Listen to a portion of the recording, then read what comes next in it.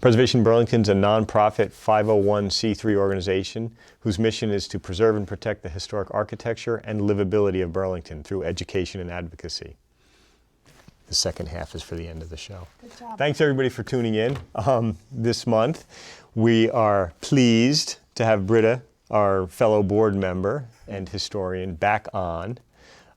This is sort of a follow-up and a preamble to, it's a follow-up to our cemetery tour and next year, which we'll get into in a little bit.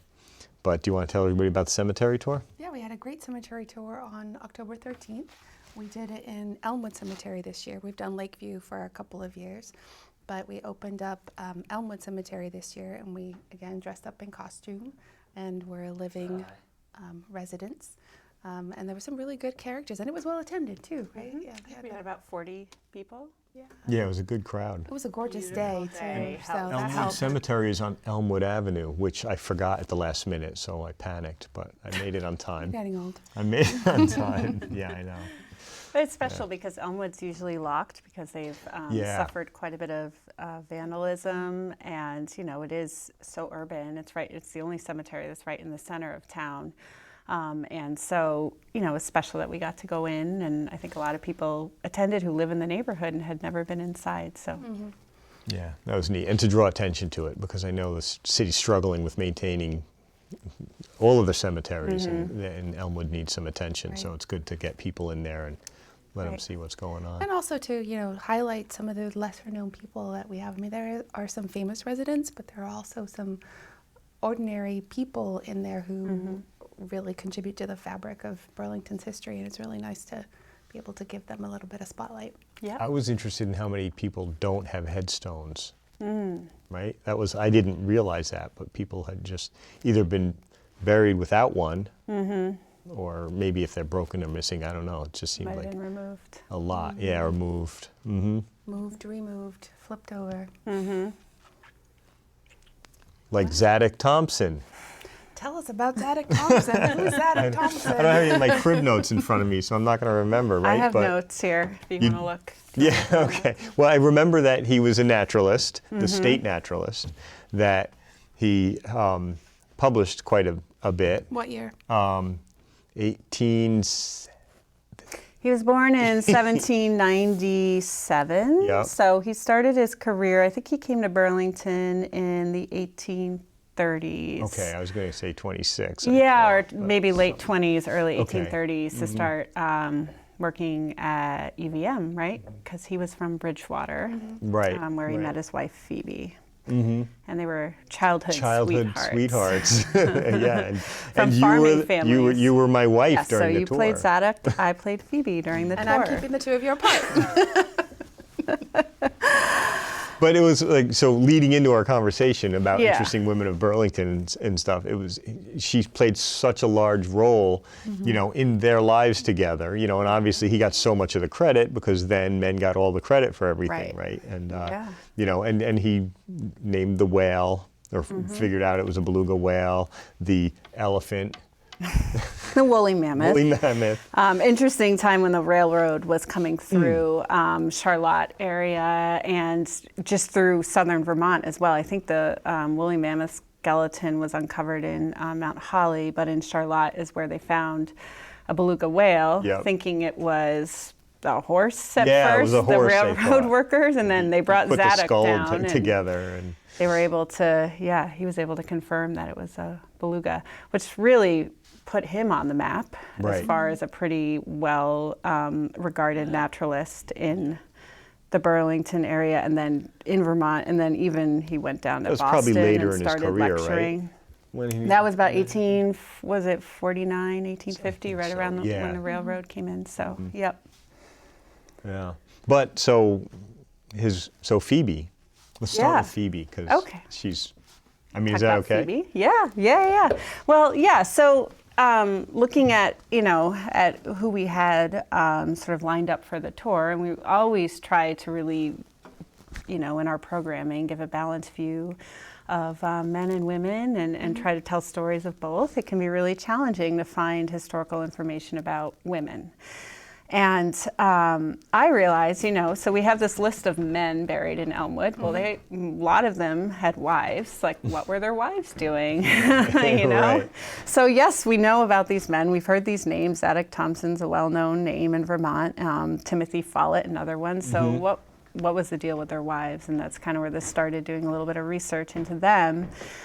Amazing how difficult it is to find information. At least just if you're doing a quick search, Right. It's really hard to find information about Phoebe, and was able to, Yeah, I was just going to say women in general, because oftentimes their maiden names are not listed anywhere, so they're by their married name, and they don't necessarily say the husband's first name, so it's Mrs. X, Thompson is, good luck. Zadok and Mrs. Thompson is how she was referred to a lot in any newspaper article where they did pop up in the historic papers. So.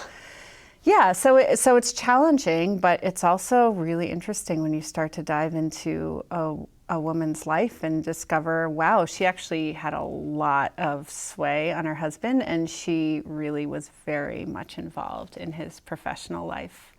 One of the things that they tried to do, 1826, you were right, Ron, is when they moved to Burlington, and they purchased a lot next to University Green.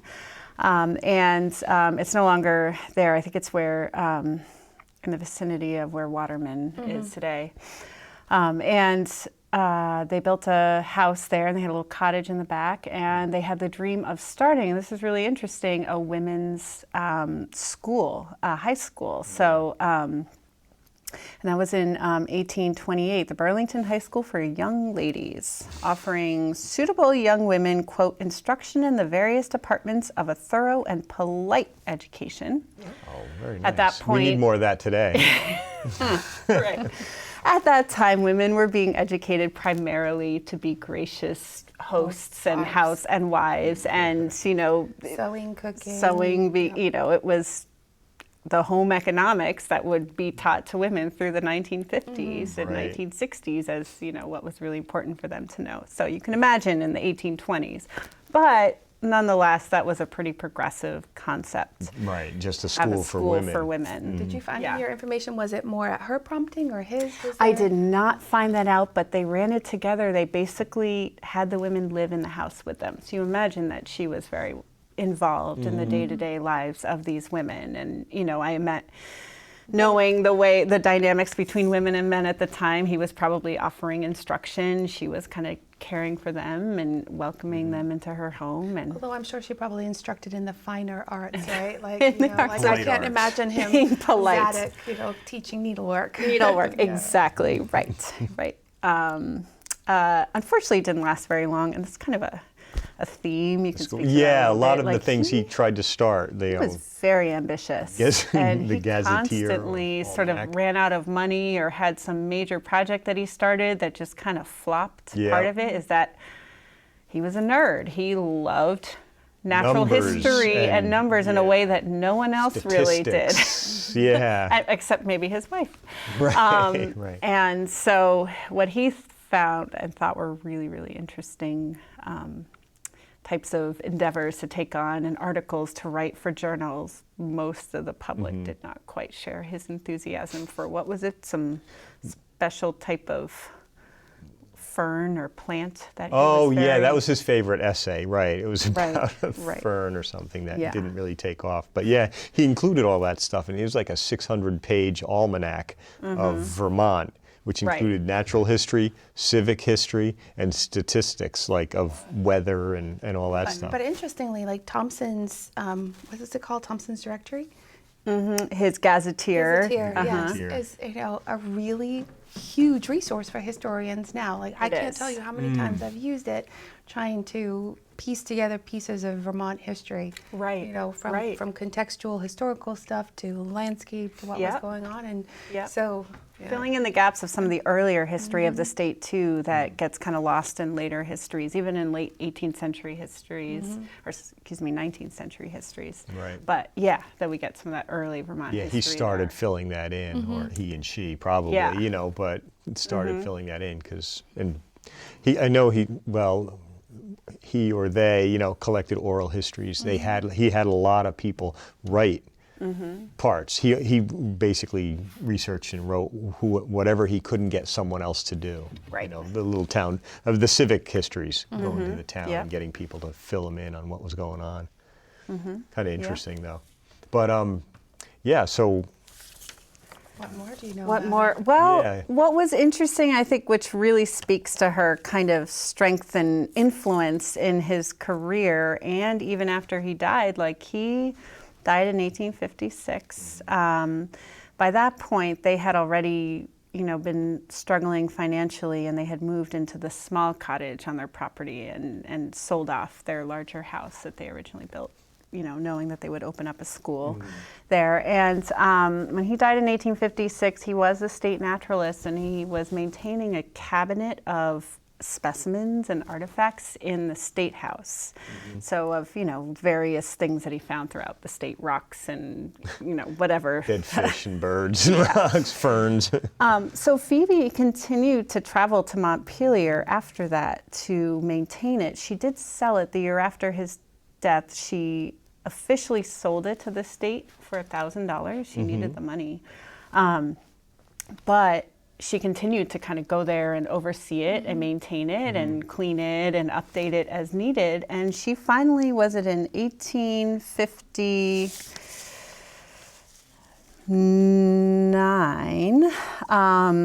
after several years of taking on this work and not being paid for it, she issued a claim against the Treasury for payment beyond just the $1,000. Because she said, you know, that was just for the physical stuff. You know, Right. it didn't include all my time.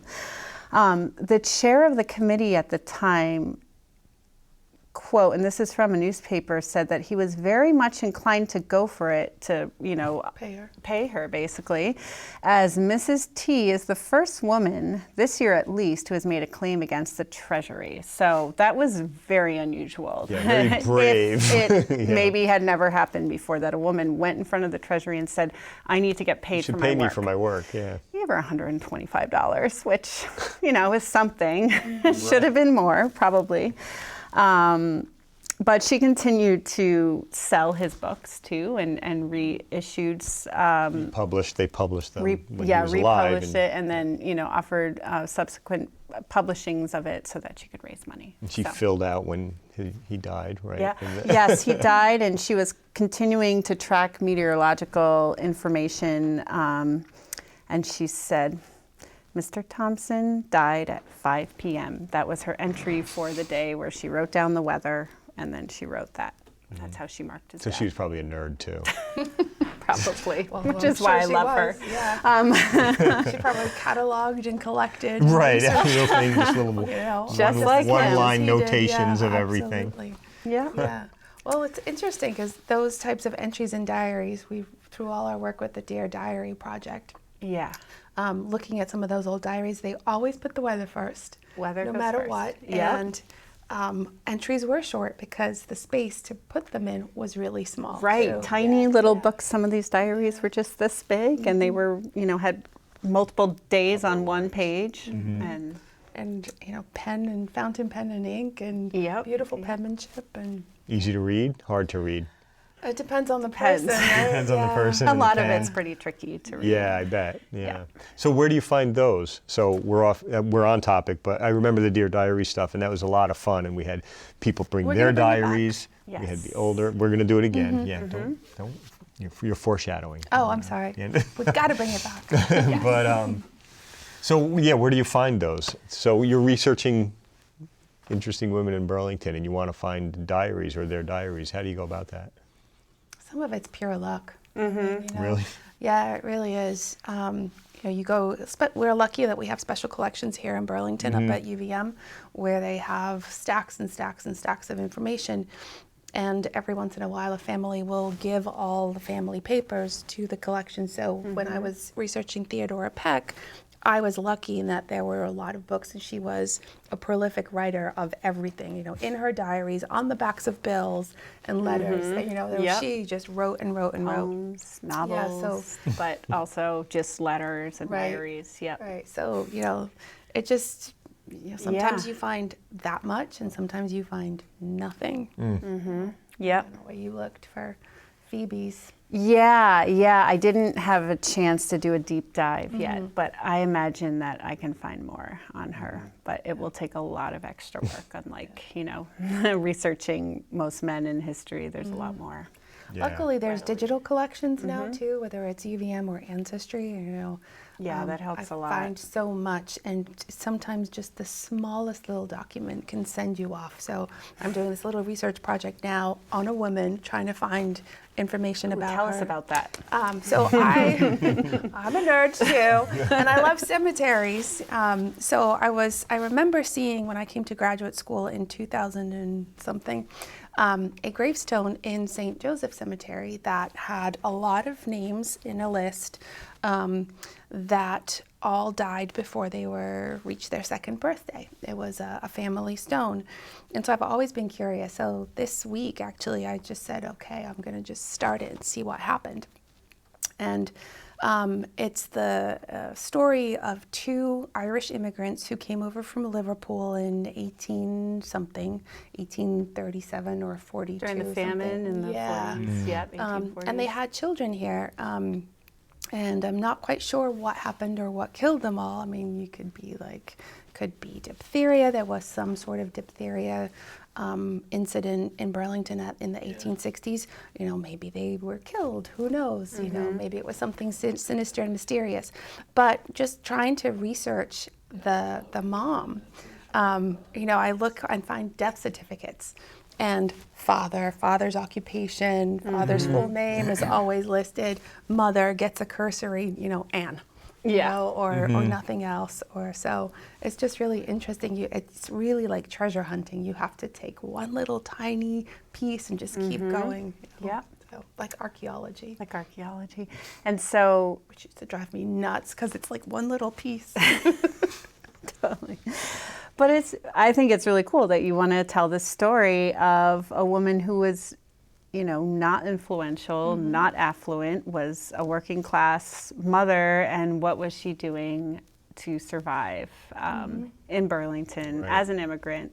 And how it must have felt to lose all those children, Oh, it's she had heartbreaking. 2 older ones that survived, 6, I think, that died. And it's just, what do you do? What was the mortality rate of children back then? It was probably pretty high. Gwen mentioned it at the cemetery Yeah, I can't door. It remember was what you said. ridiculously high. It was like over 40% Yeah. of children under the age of 4 or something died.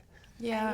Imagine what Burlington was like at that time. I mean, this was before there were any sanitary regulations. Right. People had their... Well, we had the ravine. You could throw stuff in the ravine. That's true. With the Right, lake. that's or the lake. But it wasn't until Burlington was organized as a city in 1865 and it was a slow unrolling of these ordinances which started to clean up the streets. I mean, there was the sewer system, which I think it was 1850s that it started to be built. But it wouldn't have been in the poor neighborhoods yet. Not in the poor neighborhoods. And, it wasn't until the late 19th century that they just said you can't have your animals, living in close proximity, or you're limited in the number of swine you can have, on your tiny little lot or literally right in your tiny postage stamp Burlington yard. And the latrines had to be a certain distance from the house. And this was just because all of these conditions that people lived in just fostered disease. So. Right, and hygiene wasn't, even personal hygiene wasn't anything that people focused on. And then we had all the lumber yards down at the bottom of the hill, so that contributed, stuff ran down the hill and stuff came up. Yep, exactly. The mass of people working down there. And the air quality was bad down there because of all the industry, and that's where a lot of the workers... Coal-burning steamships, dumping ash into the lake. And, exactly. Still being cleaned up. Right? Yes. the Ticonderoga was cool, but they burned 6,000 pounds of coal an hour or something. I forget, some insane amount. Yeah, Wow. It's in the thousands. And just working in the belly of the ship, shoveling that into there, and then cleaning the ash out and pumping it into the Even in lake. the 20th century. Yep. Yeah, every time I see that or go down into that hold and explore it, I wonder what it must have been like. Yeah. Just to, Hell, probably. yeah, Yes. hot, Hot, greasy 120 and- degrees, and We are so lucky. Yes, we are. So where's Phoebe going to go next? Well, her story requires more research, and we're definitely going to figure out, I would like to figure out more about her life and see if I can find more documentation about her time in working with the government. Also figure out where she died. We don't actually know where she's buried. She's not buried with her husband in Elmwood, probably because I think she had at that point moved to Northfield eventually. To be closer to children or something? To be closer to grandchildren, because she lost most of her children who were young. Have you searched through findagrave.com yet? I have nothing. She does not pop up anywhere in Find a Grave. So, not everything is inventory. Not every cemetery is inventory. That's a website, by the way, findagrave.com. Yeah, it's kind of a creepy name, isn't it? Yeah. I mean, it is October, but awesome. Find a Grave. I mean, it's a great resource for figuring out where people yeah, are easy to buried. remember, yeah. And it's mostly volunteer run, right? Yep, and it's, I think, some crowdsourced too, so you can upload photos of people and of their grave markers. I'm looking forward to hearing more about Phoebe, because one of the characters that I got to play this year was Phoebe Allen, who worked in the same sort of field. She was a naturalist, she was a gardener, she apparently started the first arboretum in Burlington, even predating that of UVM.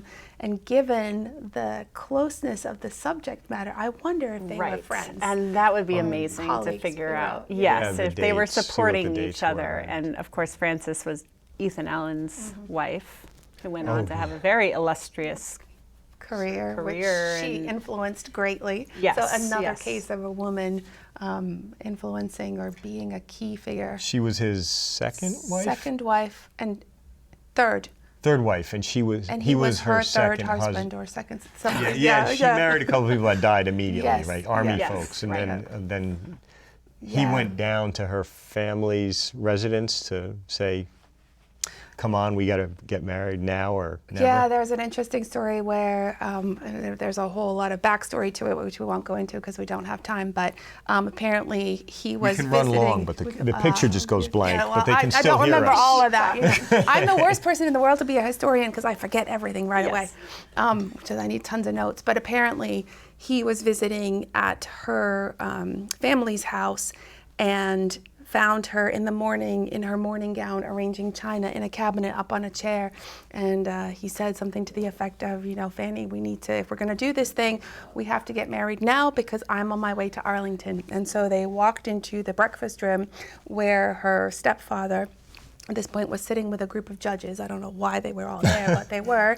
And he pointed to one and said, you can marry us right now. And they were a little surprised, but they did. And they got married right then and there. And she was pretty young still at that point. Yeah. And they had been friends, though, for a while, right? Didn't he? Known each other. Yeah, she'd already been married twice. So I guess she was young when she first married, 15 right? at her first and 20-something at her second, So another good example, though, of, life was hard back then. She was widowed twice before she married Ethan Allen. I mean, he didn't live a simple or an easy life necessarily in the farm over there and back and forth across the ice and all this stuff, and different ways he may have died, but yeah, and then he died, and she helped push all of these things along and manage all these things. Then he dies, and then she's managing a household again, gets married again, right? And then does all these amazing things. Yeah, and has some pretty famous children too. Yep. So. Yes, lots to investigate about all these. There's just no time. Work gets in the way. I know. Does anybody want to fund us so we can just do research all day long? That would be great. But we do, and Liisa and I have been talking about this for a long time, our dream to really establish some sort of women's history project, Burlington Women's History Project. Which leads us into next year. Actually, yes, find people and really start documenting the stories of women and other people underrepresented in our history. I think just broadening that to, all people who just don't show up in the history books. People of color, poor people, like you said, ordinary workers. Her story. But so next year is the 2020 of Suffragists. The Suffragists. 100th anniversary of Man, I was the pitching, I'm 19th pitching, Amendment. and nobody's hitting. And Come on. women's suffrage. And there are many celebrations being planned throughout the state. There is a statewide organization that's kind of tying everyone together to some extent to coordinate some of the programming. So we need to start planning. Yeah, we have some big things in the plans, Yes. in the works, right? And knowing people us- can tune into the website and the Facebook page to Right. see where we are with those things, Yeah, or if they have ideas or things to add. You know. Yeah, absolutely. Ideas would be welcome, and people interested in helping us coordinate events. We're always looking Yeah. for willing bodies and arms and brains. We don't have anything online yet, because we are in the planning stages. But as soon as we come up with something concrete and nail down a few details, that will be online. And if people have ideas or want to be involved, they can just email it info@preservationburlington.org. Yes, please. Sure. Yeah. Or contact us through Facebook. More the merrier, right? When you're trying to do this Absolutely. kind of Yes, work. we are Yes. all volunteers. Yeah, I know. We've got Preservation an Burlington. activist so- board. That's how I always describe us. Absolutely. Everybody's doing a lot on top of their Everybody personal loves lives. what they're doing. Oh, we so, love it. Yeah, it's a really good group to be Oh, we're part totally of. the best board to be on. Absolutely. In the Yes, entire yes. state. Oh, And we so can't fun. even say out loud why, but we are a really good group of people. So if anybody, You made it sound nebulous just No. then. It's like- it's just like piquing interest. If anybody wants to Yes. come and join us on the board or a subcommittee, there's plenty of room And for just help everybody. volunteer as we plan an event and be a part of that. Yep. Well, Britta, thanks. And I think it was a great cemetery tour this year. I like the direction that we're, for next year's. I love the idea process and trying to figure out what we're going to do and broaden this research. It'll be Yes. fun. But thanks. Thanks to everybody for tuning in to CCTV. I'm not reading a cue card. Live at 525 in Preservation Burlington. For more information on Burlington history, our tours and events, or to get a marker for your historic house, go to preservationburlington.org, and we'll see you next month. Do I always Thanks, make my mouth go everyone. crooked like that? What? Do I always make my mouth go crooked like that when I Yes. say ORG? ORG. ORG.